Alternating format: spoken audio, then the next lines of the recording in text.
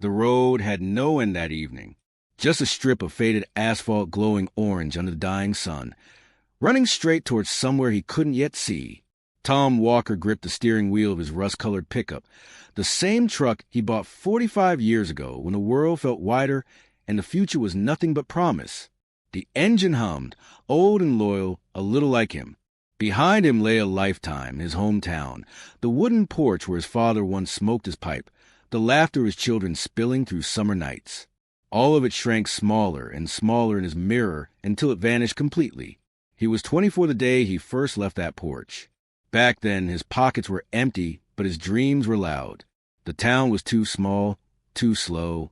You can't catch lightning in a cornfield, he used to tell his father.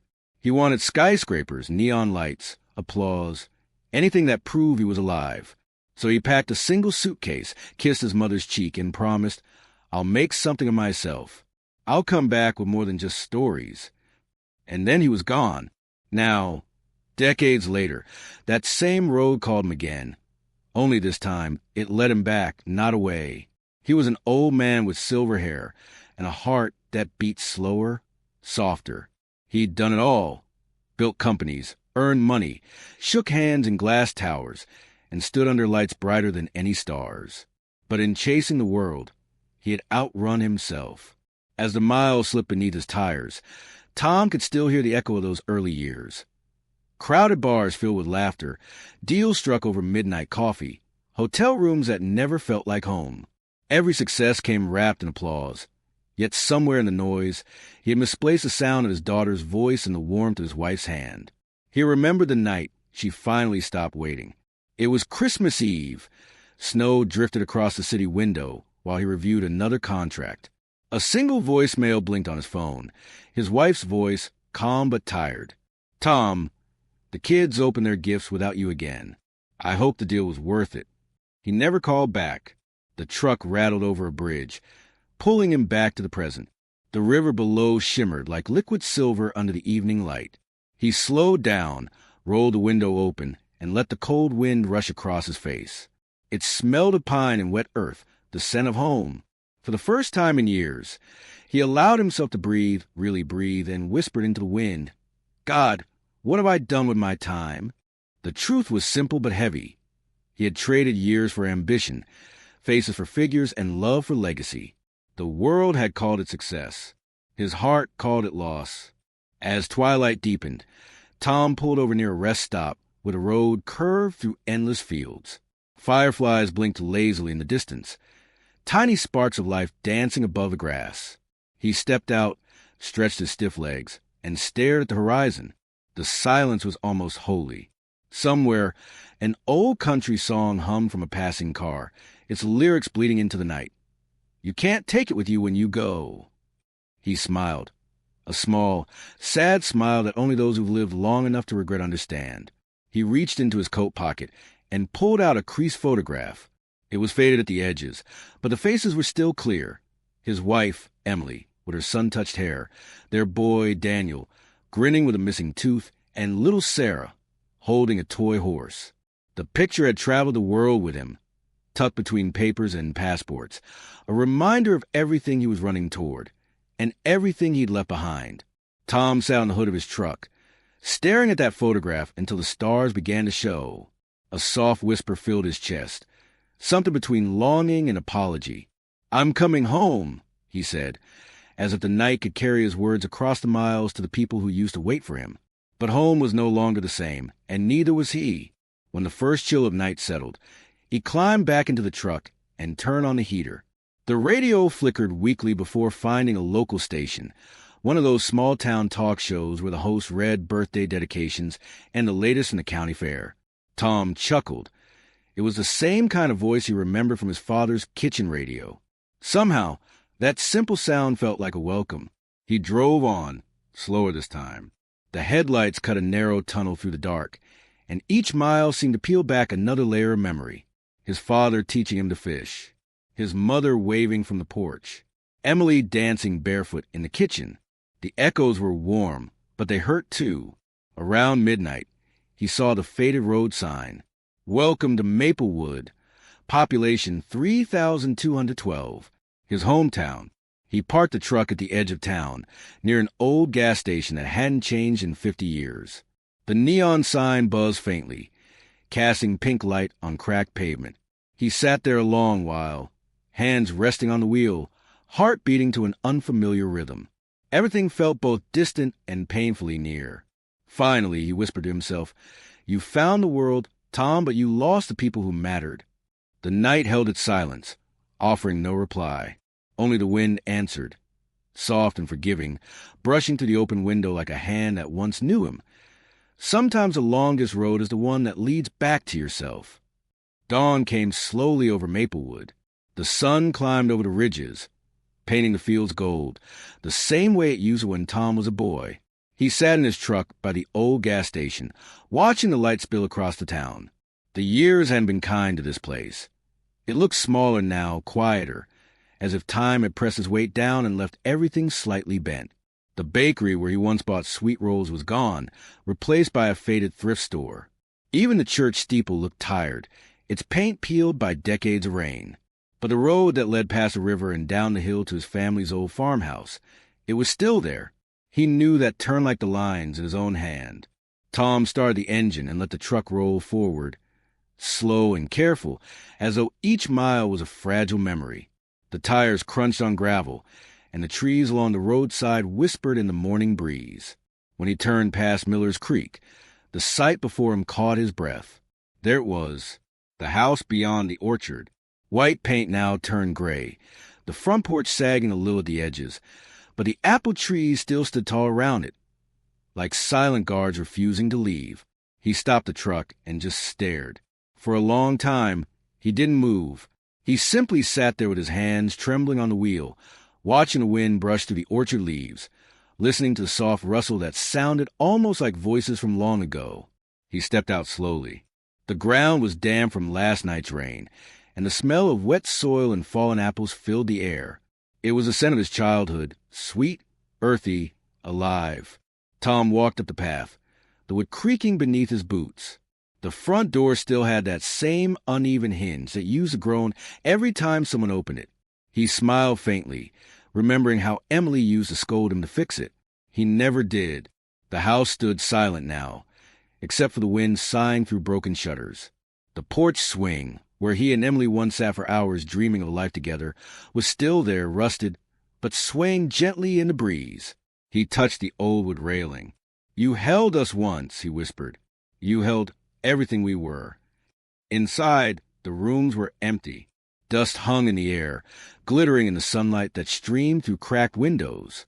His footsteps echoed softly across the floorboards. Every corner seemed to whisper a story. His son's laughter chasing a ball through the hallway. Sarah's tiny handprints once painted on the kitchen wall. Emily humming as she cooked Sunday breakfast. Tom wandered into the kitchen and found the old clock still hanging above the window. It had stopped long ago, the hands frozen at 6:47. He wondered if that was the moment his family had finally given up waiting for him. He stood there for a long time, staring at that silent clock, until his eyes blurred. On the table lay a small object, covered in dust, a wooden carving of a horse.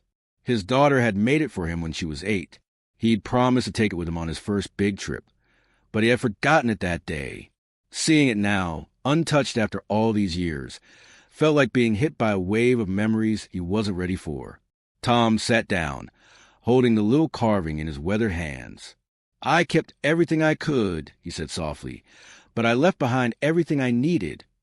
Outside, the morning breeze carried the faint sound of laughter. Children playing somewhere down the road. It tugged at his chest. He stood and walked back onto the porch, leaning against the pillar where he once watched his kids play under the apple trees. Time had changed everything, yet somehow the place still remembered him. Every creak, every scent, every shadow was a piece of the life he'd built and abandoned. As he stood there lost in thought, an old pickup slowed to a stop near the gate. The door opened, and a middle-aged man stepped out, a sturdy figure with familiar eyes. "Tom Walker?" the man called. Tom squinted against the sunlight. "Yes." The man smiled faintly. "Didn't think I'd see you back here again. I'm Joe Miller, your neighbor's boy. You probably don't remember me." Tom chuckled weakly. Joe Miller. You used to steal apples from our orchard. Joe laughed, walking up the path. Guilty as charged. My dad always said you'd come back one day. Tom looked at him curiously. Did he? Yeah, Joe said softly. He said some men go too far chasing the world, but sooner or later, the world runs out of road. Those words sank deep. Tom nodded slowly, eyes glistening. He was right. Joe looked toward the empty house. Your daughter used to visit sometimes. Sarah. She'd bring her kids, walk through the orchard, said this place reminded her of better days. Tom's throat tightened. She has kids now? Joe smiled. 2 of them. Good kids. She lives over on Willow Lane, about 10 minutes from here. For a moment, Tom couldn't speak. His heart felt too full, too fragile. Thank you, Joe, he finally whispered. Joe placed a hand on his shoulder. You should go see her. She never stopped hoping you'd come home. As Joe drove away, Tom stood there staring at the orchard again. The morning light shimmered through the trees, and for the first time in decades, he felt something stir deep inside, a quiet courage. He turned toward the old swing and whispered, Emily, I'm sorry. I can't change the past, but maybe I can still make peace with it. The wind rustled through the apple leaves, almost like a sigh of forgiveness. Tom took one last look at the house, then walked back to his truck. He placed the little wooden horse carefully on the dashboard and started the engine. This time, the road ahead didn't look endless. It looked like hope. Sometimes the heart doesn't need to go back. It just needs to come home. The tires crunched softly over the gravel as Tom turned onto Willow Lane. The street looked peaceful, like time had chosen to move a little slower there. Neatly kept lawns, white fences, and mailboxes with family names painted in faded letters. A child bicycle lay on a front yard, and somewhere a wind chime tinkled gently in the breeze. He could almost feel his heart stutter. Joe's words still echoed in his mind. She never stopped hoping you'd come home. Tom slowed the truck near a small cream-colored house with a porch full of potted flowers. A wooden sign hung by the door, the Petersons. But beneath it, written in careful handwriting, was a smaller line, Sarah and family. For a long moment, he didn't move. His hands rested on the wheel, trembling slightly. He'd faced boardrooms full of men, crowds that hung on his every word. But now, as he looked at that front porch, he felt like the most fragile man alive. He whispered to himself, She was 8 when I left. 8! His voice broke a little. Then he saw the curtains move, just slightly, and before he could gather the courage to drive away, the front door opened. A woman stepped out. Sarah. Time had changed her, yes, but not enough for him not to recognize her. She had Emily's eyes, soft brown and quietly strong, and the same way of standing, shoulders slightly back, as if the world had taught her how to stay steady through every storm. She froze for a moment when she saw him. Her hand lifted halfway, then dropped to her side. Dad, she whispered. Tom stepped out of the truck, his knees unsteady. Sarah, he said, his voice low, almost breaking. It's me. The air between them hung thick with all the years they had missed. Then she took a slow breath and walked down the steps, stopping a few feet away. You look older, she said softly, trying to smile but failing halfway. Tom chuckled weakly. It happens. They stood there, silence stretching between them, like an old wound neither knew how to touch. Finally, Tom spoke. I've thought about this day every single morning. I just didn't know how to make it happen. Sarah folded her arms. You didn't try, Dad. For years you didn't even try. Her words cut, but she was right. Tom nodded slowly, his eyes glistening. You're right. I thought I was building something for us, a better life, a future worth waiting for. But I was just building walls I couldn't climb back over. Sarah looked down, her voice softer now. Mom waited, you know. Every holiday, every birthday, she'd still set a plate for you. She used to say, he'll walk through that door when he's ready to remember what love feels like. Tom swallowed hard. And did I? She looked at him, really looked at him, and for a brief moment, the child she used to be flashed behind her eyes. Maybe, she said quietly. You're here now. A sound broke the moment. The front door opened again, and 2 children peeked out. A boy and a girl, maybe 8 or 9. "Mom," the boy called, holding a soccer ball. "Who's that?" Sarah hesitated. Tom smiled faintly through his tears. "I suppose I should have been here to answer that a long time ago," he said. Sarah turned toward her kids. This is your grandpa," she said gently. The children exchanged curious looks, then walked closer. The boy spoke first. "Grandpa? Like in the movies?" Tom laughed softly, wiping his eyes. "Something like that, kiddo." The little girl reached out, handing him a red apple. "Mom says we share what's ours." Tom knelt down, taking it with trembling hands. "Then this is the sweetest gift I've ever been given." The children smiled, and for the first time in decades, Tom felt warmth in his chest, the kind that no success, no money, no applause could ever give. Sarah watched him with quiet eyes. "Would you like to come inside?" He nodded slowly. "If you'll have me." The house smelled of cinnamon and old wood, a home that felt alive. On the mantel were family pictures, birthdays, school recitals, little moments frozen in time. Tom's gaze caught on one photo, Sarah in a graduation gown, Emily beside her, smiling proudly. His throat tightened. "She looked happy," he whispered. Sarah followed his eyes. But she always said something was missing. Tom's voice shook. "And now she's gone." Sarah nodded. 10 years ago. Peacefully. She forgave you before she left. Said maybe you'd find your way back someday. Tom's shoulders sagged. "She always believed in things I never deserved." Sarah placed a hand on his arm. "Maybe believing in you was what she did best." Tears welled in his eyes as he whispered, "I never stopped loving her." "I know," Sarah said softly. "But love isn't just about feeling. It's about showing up." He nodded, unable to speak. The kids ran in, laughing, and the room suddenly filled with life, like a forgotten melody playing again after years of silence. Tom sat down, smiling through the tears, letting the sound of their laughter fill every empty corner inside him. Sarah poured coffee and handed him a mug. "It's not much, but it's home." He took a sip and smiled. "It's everything I ever wanted. I just took too long to see it." Outside, the wind brushed through the trees, scattering a few golden leaves across the porch. The sound was gentle, forgiving, like a whisper from the past that finally found peace. Sometimes forgiveness doesn't come with words. It comes with the quiet sound of someone finally coming home. The air was crisp that morning as Tom drove slowly toward the cemetery. The sun had just risen, spilling pale gold across the rolling hills, and a light mist curled around the gravestones like a veil. He had driven past this place countless times in his youth, never imagining he would return in this way. Not as a visitor, but as someone seeking forgiveness from a life he had let slip through his fingers. The gravel crunched beneath the tires as he parked near a simple stone etched with letters he knew by heart. Emily Walker, beloved wife, mother, friend. He sat in the truck for a long moment, staring at the gravestone through the windshield.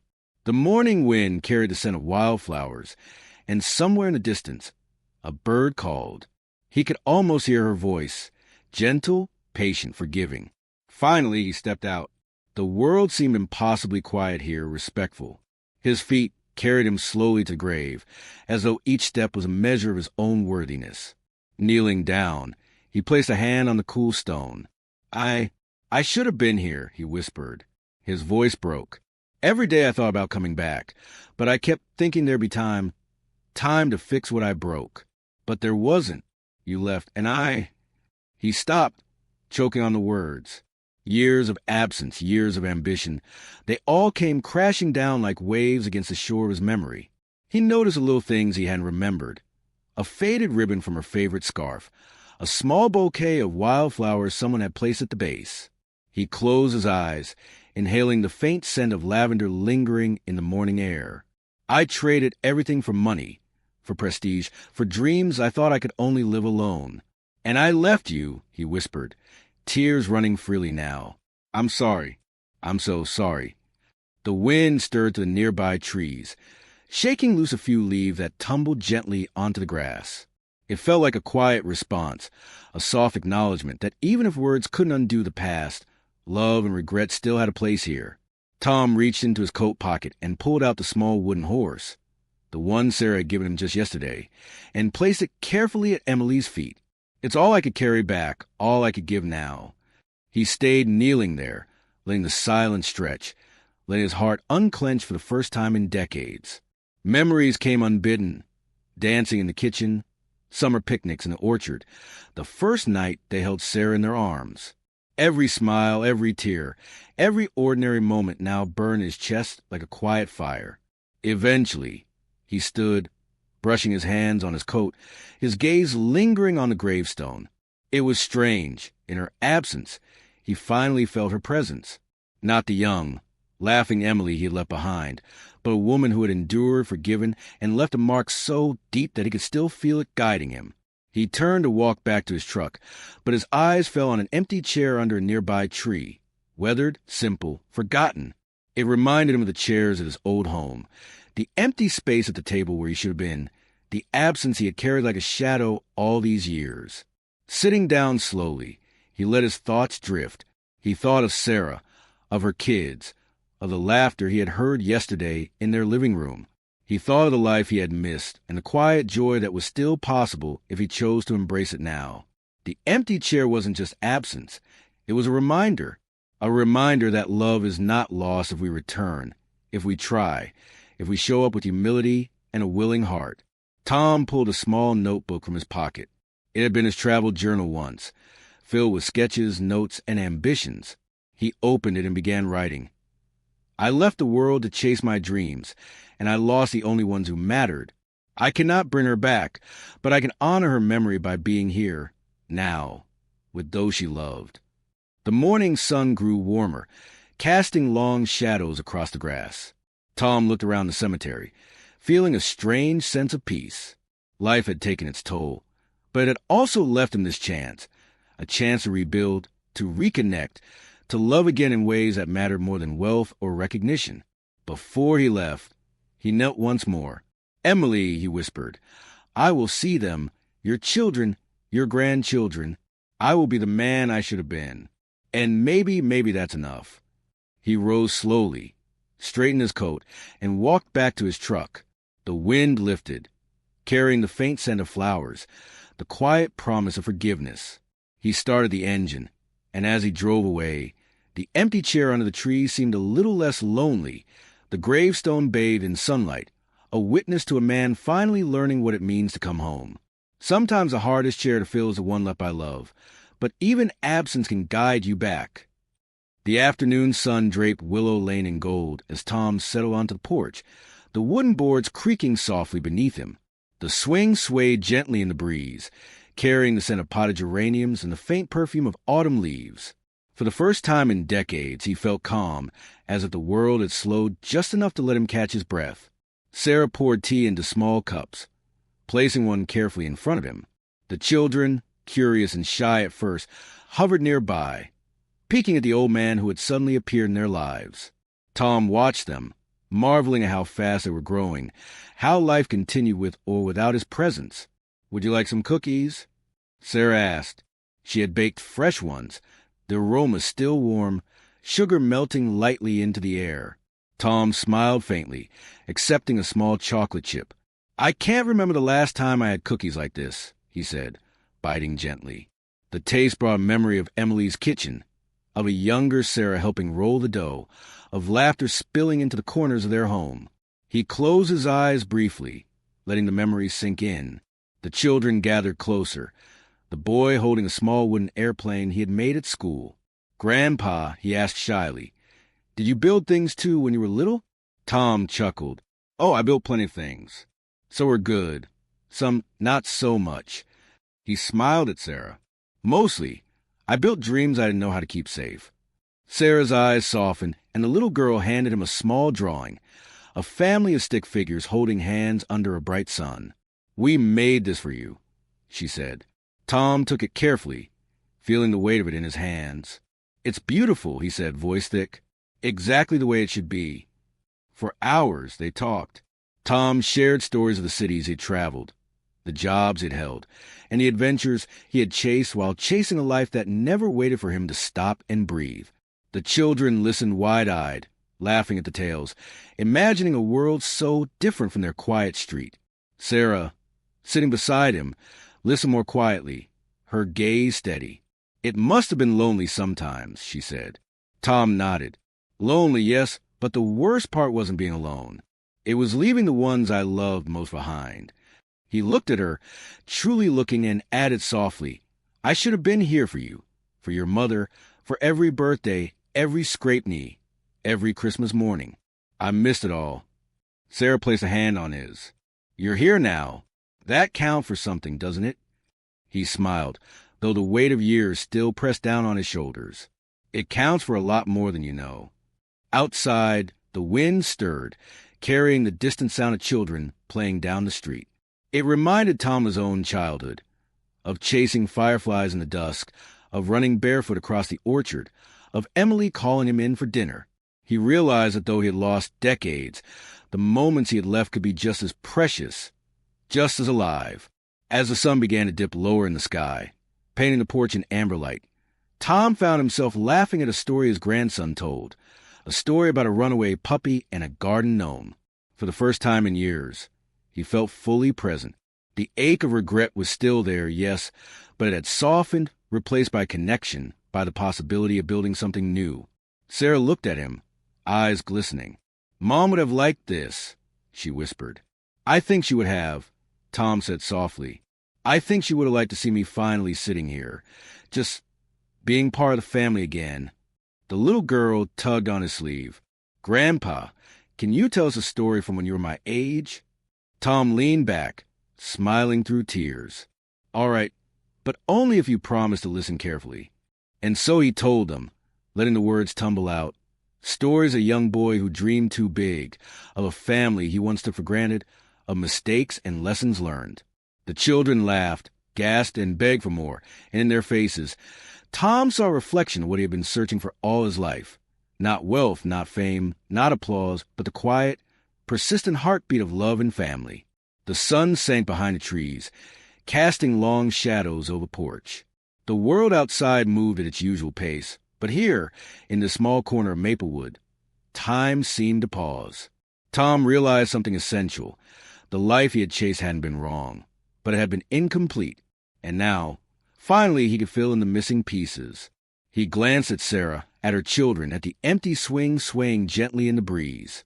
For the first time, he felt like he truly belonged. Sometimes the simplest moments, a cup of tea, a laugh, a hand held, are the ones that heal a lifetime of absence. The sun dipped lower, melting into the horizon, and painting the sky in hues of crimson and lavender. The wind whispered through the trees, carrying the faint scent of the orchard and the distant laughter of children still playing in the yard. Tom sat quietly in the old rocking chair on the porch, the boards creaking gently beneath him, a comforting rhythm he remembered from years gone by. He held a warm cup of tea in his hands, feeling its heat seep into his cold fingers. Around him, the house hummed softly with life. The quiet stirrings of Sarah and her children inside, the faint clatter of dishes in the kitchen, and the occasional bark of a neighbor's dog. Everything was ordinary, mundane, yet precious. Every detail struck him as miraculous because he had missed so many of them for so long. Tom leaned back, eyes half closed, letting the colors of the sky wash over him. He thought about the choices he had made, the life he had built far away from this small town. Money, status, recognition. They had been easy to chase, shiny and seductive, but the moments he had left behind, the dinners he missed, the laughter he never heard, those were the treasures he couldn't buy back. A soft breeze carried the faint sound of leaves rustling, and for a moment it felt like Emily was there beside him. He could almost hear her gentle voice. "It's never too late to come home." He took a deep breath, letting the air fill his lungs, and closed his eyes. The memories came unbidden, some bitter, some sweet. The long nights alone in hotel rooms, the applause at business meetings, the hollow victories that had meant so much at the time, all of it now felt distant, almost trivial. What remained vivid were the faces, the hands, the laughter, the love he had ignored for ambition. Tom's gaze drifted to the horizon. The sun now hovered just above the tree line, a blazing circle that seemed impossibly large and eternal. He thought about Sarah, about the children, about the stories he had shared with them earlier that afternoon. Even in his old age, he realized he could still leave a mark, still be a part of something meaningful. The years behind him were gone, but the days ahead, however few they might be, could be spent giving, listening, loving. He sipped his tea slowly, feeling the warmth spread, and a small, wistful smile touched his lips. He remembered the young man who had left Maplewood decades ago, eager to conquer the world, convinced that success was measured in gold and grandeur. That man was long gone. In his place sat an old man who understood the quiet weight of time, the significance of presence, and the delicate beauty of ordinary life. The porch grew cooler as the last rays of sunlight vanished. Shadows stretched across the boards like old memories reaching for him. Tom rested his hands on his knees and let his mind wander through the orchard, the laughter of Emily, the tiny hands of Sarah, and the children who now called him Grandpa. Every memory was a thread, weaving a tapestry of life he had lost and now, slowly, was reclaiming. He thought about the future, not the bright, blinding ambition of youth, but the gentle, luminous possibility of each new day spent with family. He realized he could not undo the past, but he could honor it by embracing the present, and in doing so, he could find a measure of peace that wealth and success had never provided. For the first time in decades, he felt whole, not because the world had finally acknowledged him, but because he had returned to the place and the people that had always mattered most. The wind carried a faint chill, ruffling his hair, but was comforting, not bitter. It reminded him that life, even in its impermanence, could still be beautiful. As night fell, Tom remained on the porch, rocking slowly in the chair, watching the stars begin to emerge one by one. Somewhere far away, the city he had conquered continued its ceaseless motion, but here in Maplewood, time moved differently, slower, softer, forgiving. He whispered softly to himself, a promise and a confession all in one. I can't bring back the years I lost, but I can treasure the ones I have. I can be here now for them, for me, for her. And with that thought, the last light of day faded, leaving the porch bathed in the gentle silver glow of the first stars. Tom rocked a little slower, breathed a little deeper, and finally let the quiet fill him, whole and unbroken. Sometimes the brightest sunsets remind us that even endings can hold new beginnings. Twilight draped Maplewood in soft shades of blue and violet. The wind carried the faint scent of earth and fallen leaves, whispering to the apple orchard like a long-forgotten lullaby. Tom Walker sat alone on the porch, rocking gently in the same chair that held him that morning, that afternoon, that entire week of rediscovery. His eyes wandered across the yard, taking in every detail. The swing that had once carried his children's laughter, the potted flowers his daughter tended, the distant hills glowing faintly in the dying light. Everything was familiar and yet new, bathed in the quiet serenity that comes only when a life storm begins to settle. Tom let out a slow sigh, feeling the weight of decades settle into a kind of peace. He had chased dreams with reckless ambition, building towers of gold and accomplishments that had once seemed to define him. But in the process, he had left behind the warmth of home, the sound of voices that mattered, and the gentle rhythm of ordinary life. Now, as the sky deepened into twilight, he realized something essential. The dreams he had chased in youth had given him nothing like the richness of the simple moments he had found here, moments of connection, forgiveness, and love. He remembered Emily, standing in the kitchen, humming softly as she cooked. He remembered Sarah's small hand, his own, long ago and now. Watching her children play under the apple trees, he felt the continuity of life, the threads of family that even time could not sever. Tom's gaze settled on the horizon. The world he had conquered in his youth stretched far and wide, but the world he had finally found in returning home felt infinitely larger. It was full of warmth, understanding, and forgiveness, the things that money, fame, and ambition could never buy. He rocked a little slower, lost in reflection, letting memories wash over him in quiet waves.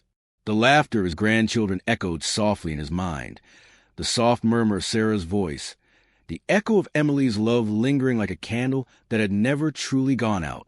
He realized then that life was not measured by the grand achievements or the heights he had scaled, but by the people he loved, the bonds he nurtured, and the courage to return, even when the road had been long and the mistakes heavy.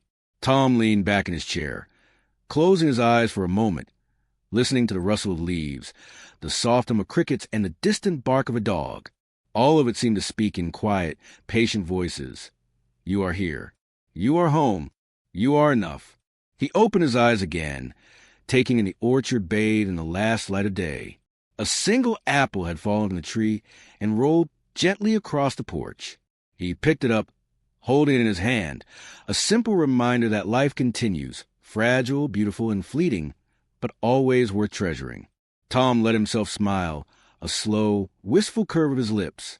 The ache of the years he had lost remained, but it was softened by the reality of the life he could still shape, the love he could still feel, the memories he could finally cherish. He whispered softly, almost to himself, I finally understand. Dreams are not just about chasing the world. They are about finding the pieces of yourself you almost forgot. The wind blew gently across the porch, rustling the leaves, carrying with it the last glow of twilight and the promise of night. Tom sat back, letting the quiet envelop him. A man who had lost so much, yet had finally found what mattered most. And as the first stars began to pierce the indigo sky, he realized that life, in all its complexity and imperfection, had finally given him a gift he had long forgotten, the gentle, enduring warmth of coming home. Sometimes the road home is the hardest one to take, but it is the one that matters most.